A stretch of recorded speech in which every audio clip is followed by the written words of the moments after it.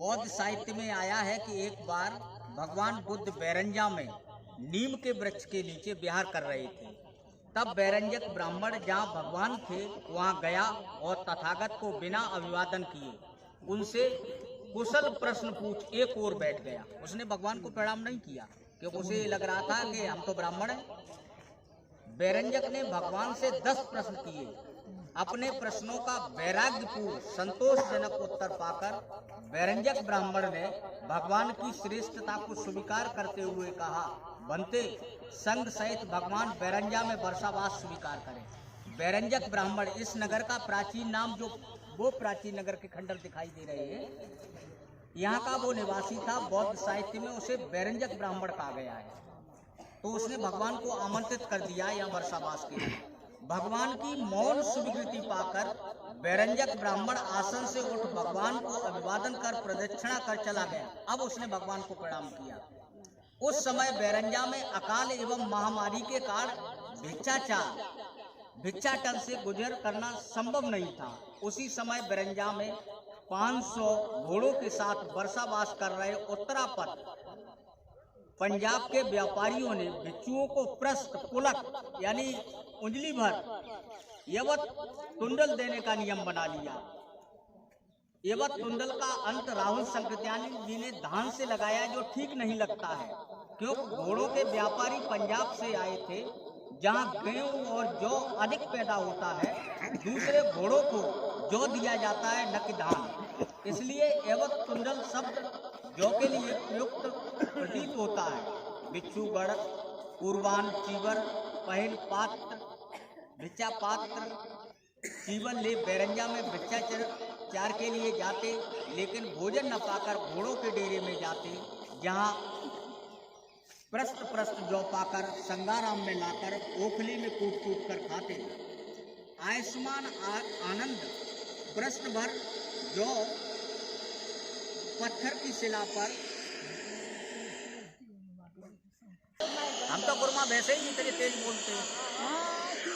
बुद्ध ने बैरंजा में 12वां वर्षावास बिताया था। विनय पिटक से भी इस तथ्य की प्रबल पुष्टि होती है कि भगवान बुद्ध बैरंजा गए थे और उन्होंने बैरंजक ब्राह्मण को धर्मोपदेश किया था। पल क्रमशः 20 ली एवं 10 ली था। 10 ली का मतलब 2-3 किलोमीटर, एक चीन की इकाई है। राजधानी में मुख्य रूप से 2 संगाराम थे। अभी ले चलेंगे, 2 संगाराम बताएंगे जिनसे वो खंडर है, क्योंकि वो राजधानी में थे या नहीं। राजधानी में मुख्य रूप से 2 संगाराम थे, जिनमें एक माया निकाय के 300 भिक्षु रहते थे। यहाँ 5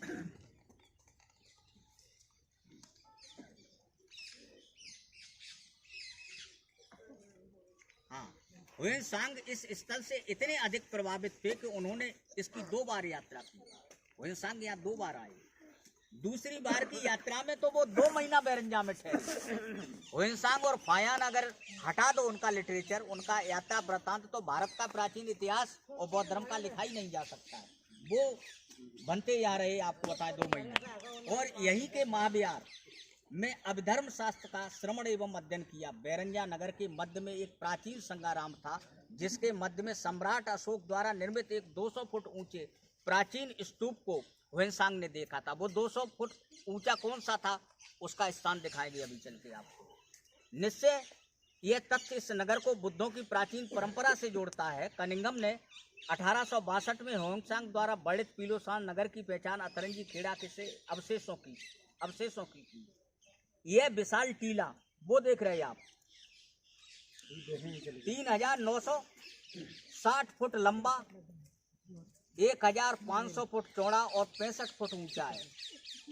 सर कनिंगम ने इस विशाल टीले की लंबाई चौड़ाई को नाप कर यह अपना मत दिया कि यह वृत्त 2 मील का बनता है, जो हुएनसांग के विस्तार के समरूप है। कनिंगम महोदय अतरंगी खेड़ा के सर्वाधिक ऊंचे टीले को सम्राट अशोक करने लगे। अकाल पड़ गया है।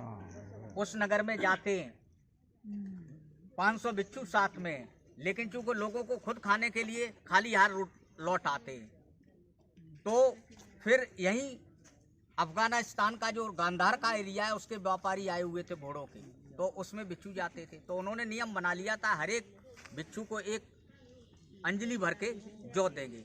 वो जौ लाते थे उससे भोजन बनता था। आनंद उस जौ को भिगो करके उसका छिलका उतार के एक लपसी या भोजन होता है, पतला नमक डाल के उसे भगवान को खिलाते थे।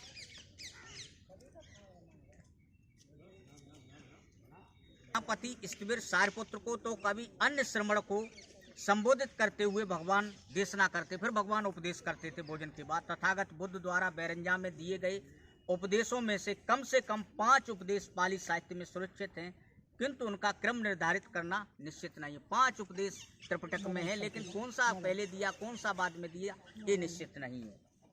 तथागत ने बैरंजा में बैरंजक ब्राह्मण के दार्शनिक प्रश्नों के ऐसे तार्किक एवं अकाट्य उत्तर दिए कि ब्राह्मण सदैव के लिए भगवान का शरणागत हो गया था।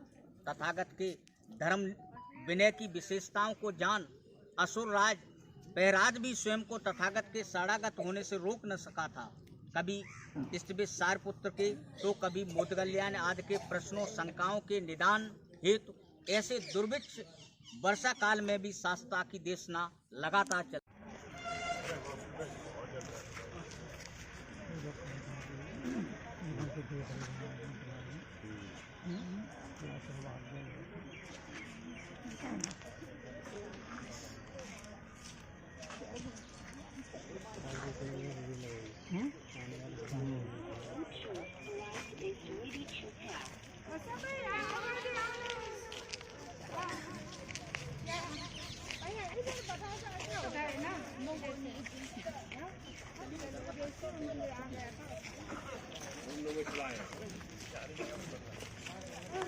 अरे राजेश दाई किधर है?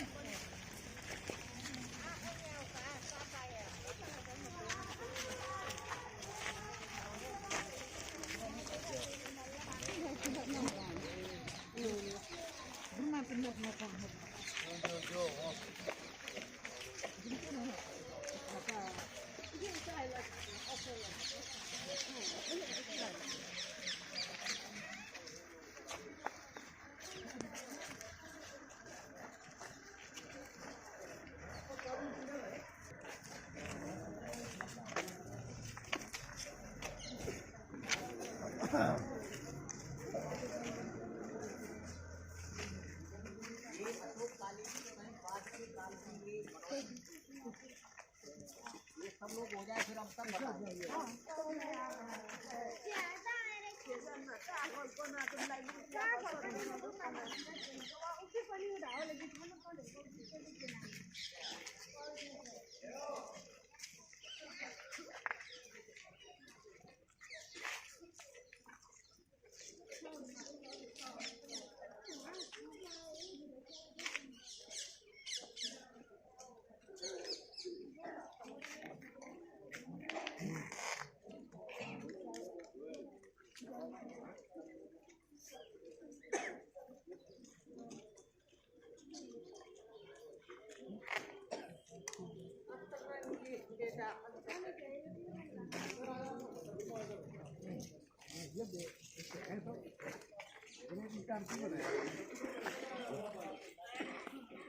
con chưa ăn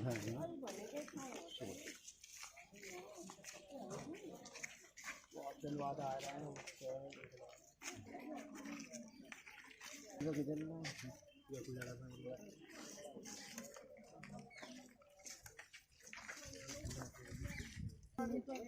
क्या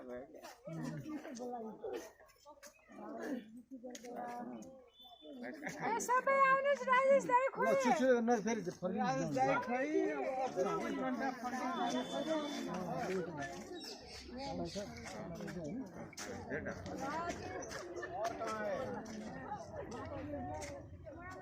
चीज है इधर ही तो है रोड उधर वाली पुलिया टूटी तब इधर शाम पर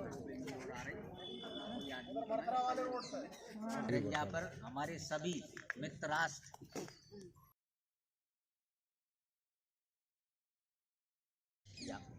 बाद में गौरी ने यहाँ के राजा को एक भयंकर युद्ध में पराजित कर उसके राज्य को अपने अधिकार में लेने के पश्चात राजा के किले एवं राजधानी के आवासों को पूरी तरह नष्ट करवा दिया। के दाएं किनारे पर एक बरगद के वृक्ष के नीचे हजरत हुसैन की कब्र है, जो मुसलमानों की ओर से लड़ता हुआ मारा गया था। तब से लेकर अब तक ये स्थान एक विशाल खेड़े के रूप में सुरक्षित है। पीरोसन नगर की पहचान वर्तमान अतरंगी खेड़ा के रूप में की थी, किंतु बाद में कनिंगम ने अपना विचार बदल दिया